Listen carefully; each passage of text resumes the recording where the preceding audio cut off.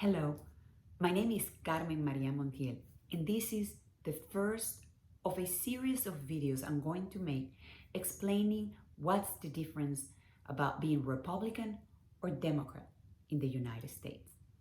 Especially because something very curious and offensive happened to me here when people ask me why, if I'm a woman and a Latina, I am a Republican, something that is racist and misogynist. So the better way to explain it is talking about history.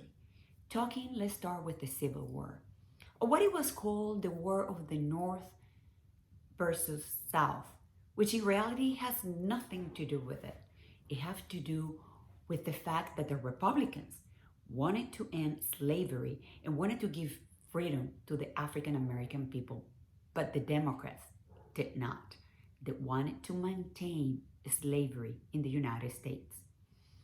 The Republicans won and obtained freedom for the African American people and ended slavery in the United States. Once that happened, the African American became citizens of the United States and started to participate in politics as Republican candidates. And the Democrats didn't like that.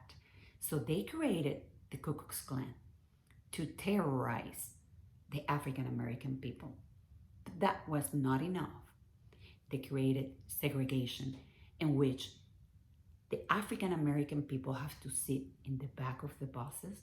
They have to enter buildings by a separate door. They couldn't use the same bathrooms. That was creation of the Democrats. As a woman, something that is very important to me also is the fact that when we women wanted to get the right to vote and the Republicans were in favor of that, the Democrats were against it. And it took us almost 50 years of torture and apprehension that women that went out to protest to get that right were imprisoned and tortured. And finally, after almost 50 years, we obtained that right just because the Democrats did not want to give it to us.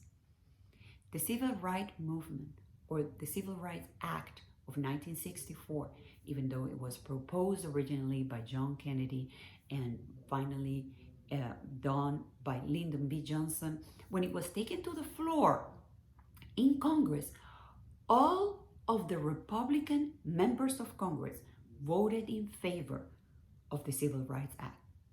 Not all the Democrats. The only amnesty this country has seen was given by a Republican president, Ronald Reagan. So when people ask me why I am a Republican, I say proudly, I belong to the party that protects human rights.